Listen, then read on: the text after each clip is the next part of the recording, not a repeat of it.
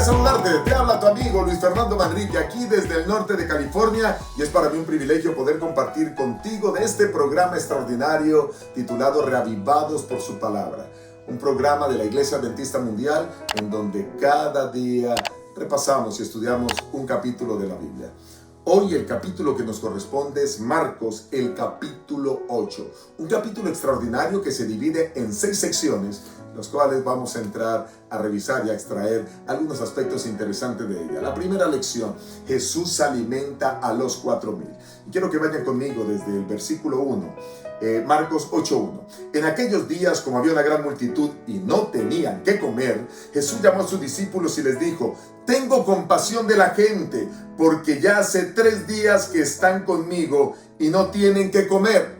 Y si los envío en ayunas a sus casas, se desmayarán en el camino, pues algunos de ellos han venido de lejos. Y qué interesante ver cómo Jesús se compadece de las personas, ¿verdad?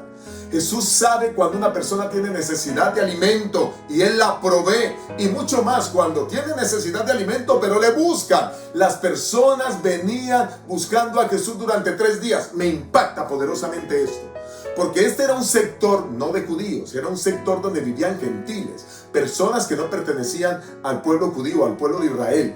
Y allí Jesús estaba predicando. La gente estaba ávida de poder escucharlo y no le importaba seguirle para poder recibir palabra de aliento, de esperanza. ¿Cuánto tiempo pasas tú escuchando a Jesús? ¿Cuánto tiempo pasas tú leyendo la palabra? Y estas personas llevaban ya 3 días, aún sin alimento, para escuchar a Cristo, y el Señor se compadece. Y entonces sucede un milagro portentoso. Alimenta 4,000, toma 7 panes y con eso todos pueden comer. Maravilloso el milagro. Yo quiero que puedas tomar esto como referencia para entender que el Señor quiere satisfacer cada necesidad que tú tengas. ¿Y cómo se prueba ello? Ahí mismo está, en el versículo 8. Vayan conmigo. Comieron y se saciaron, y recogieron de los pedazos que habían sobrado 7 canastas. Cuando el Señor hace un milagro, Él quiere que tú seas, toda tu necesidad sea suplida completamente. No hace milagros a medias. Dios es un Dios que hace milagros completos.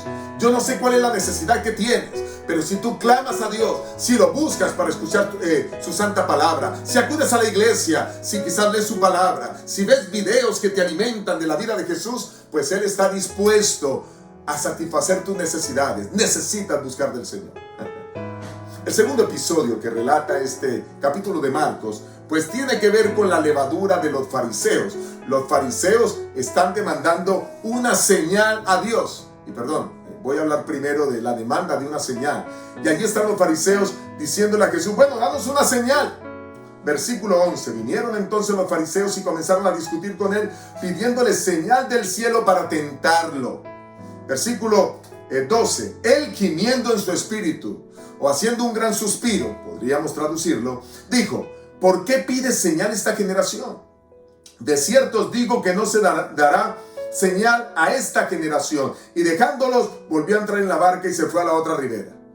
¿Saben? Los fariseos eran personas religiosas, creían en Dios, pero enseñaban más tradiciones humanas que realmente mandamientos de Dios.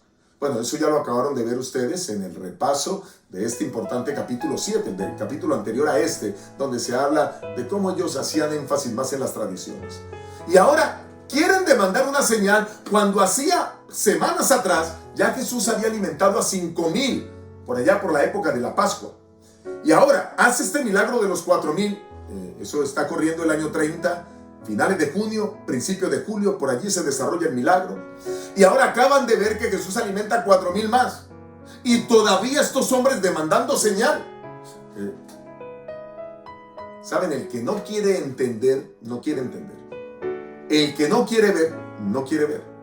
Y estos hombres no querían entender que Él era el Mesías. No lo aceptaban como el Mesías. No querían verlo como el Mesías, a pesar de las señales claras que había dado de su ministerio. Por eso el Señor les dice: no les daré más señal. No daré señal a esta generación, y se entra a la barca.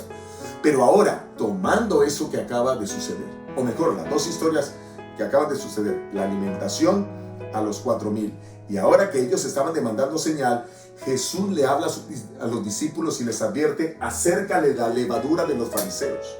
Y entonces allí les dice en el versículo 15, y él les mandó diciendo, mirad, guardaos de la levadura de los fariseos y de la levadura de Herodes. Si ustedes van al capítulo paralelo de Marcos 8, este se encuentra en Mateo 16, la Biblia describe con absoluta exactitud a qué está haciendo referencia cuando dice la levadura de los fariseos. Está hablando específicamente de las enseñanzas, de esa doctrina. Si ustedes pueden ir a revisarlo allí, cuando lo miran en Mateo 16, 12. Y hace referencia a que esa levadura son las falsas enseñanzas de los fariseos. O sea, decían conocer a Dios, pero estaban enseñando falsamente. Estaban enseñando cosas que los hombres decían. No, tú déjate guiar solo por la palabra del Señor. Vive la experiencia de la palabra, hazla tuya, aprópiate y vas a tener una vida extraordinaria.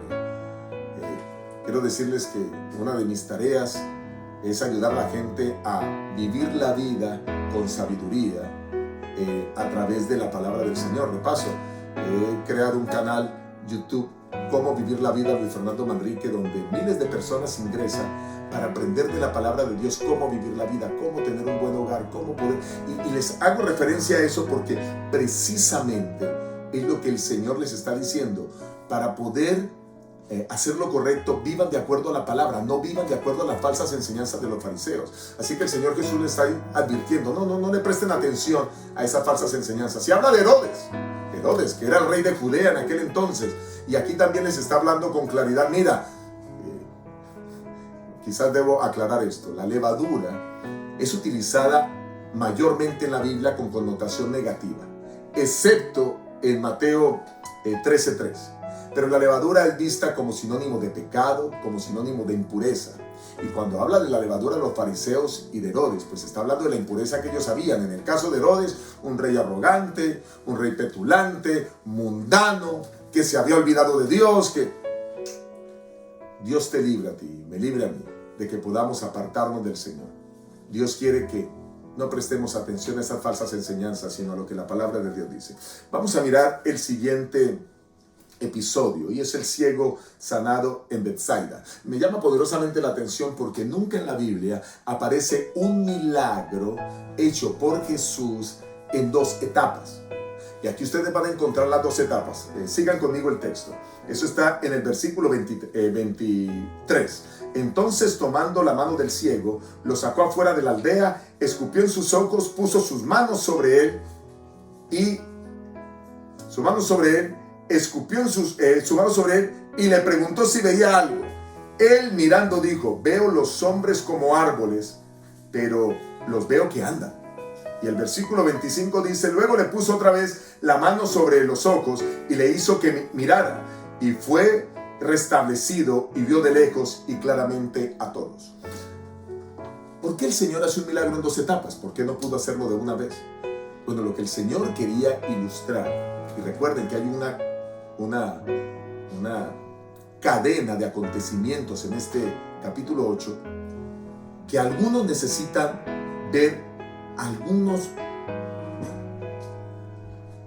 rasgos de la gloria de Dios, algunos pequeños vistazos de la gloria de Dios, la manifestación de la gloria de Dios.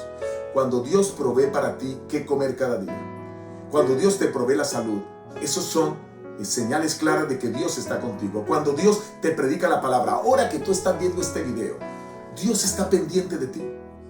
Y ahora que tú has visto eso y reconoces eso como la gloria de Dios, estás preparándote para que tu fe aumente y puedas ver milagros mayores. Los fariseos habían visto milagros, pero no querían creer. Si tú has visto milagros en tu vida, has visto la gloria de Dios, prepárate, aumenta tu fe a través del estudio de la palabra para ver milagros mayores. Y entonces ahora este ciego pudo ver en la segunda vez que el Señor le puso las manos, ver todo claramente. Un milagro mayor, indiscutiblemente.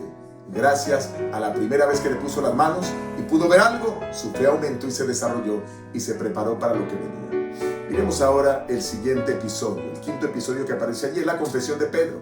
Dice el versículo 29, entonces él les dijo, ¿y vosotros quién decís que soy? Respondió Pedro y le dijo, tú eres el Cristo. La palabra Cristo significa Mesías. La palabra Mesías significa ungido. La palabra Jesús Cristo es la manera como se une las dos naturalezas de Jesucristo. Su naturaleza humana con su naturaleza divina. Él era el Mesías enviado del cielo para salvar al mundo de sus pecados. Y ahora cuando tú dices Jesucristo, estás uniendo sus dos naturalezas, declarando por fe que Él es 100% Dios y que es 100% hombre.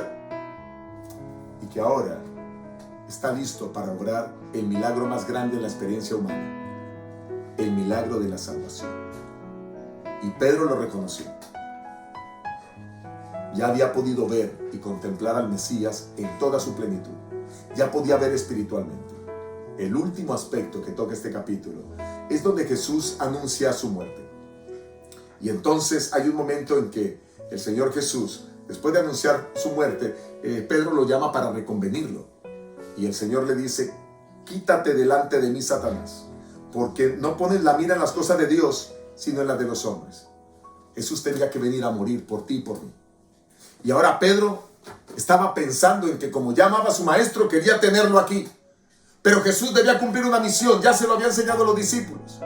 Por eso el Señor dice con claridad en los versículos siguientes, solo voy a destacar ahora el versículo 36. Porque ¿qué le aprovechará al hombre ganar todo el mundo si pierde su alma? Jesús le está diciendo a Pedro: yo he venido a salvar a los pecadores. Las personas pueden querer tener posesiones materiales, pueden querer tener negocios aquí, y eso puede ser importante para la vida, pero no es lo más importante. Si tú buscas a Dios en primer lugar, Él te dará todas las cosas. Pon a Dios en primer lugar y permite que tú puedas ser depositario de todas las bendiciones que Él te quiere dar, pero además de eso, heredero de la vida eterna. Que Dios te bendiga, que Dios te guarde. Me alegra haber compartido contigo este repaso de este capítulo tan emocionante. Dios te acompañe.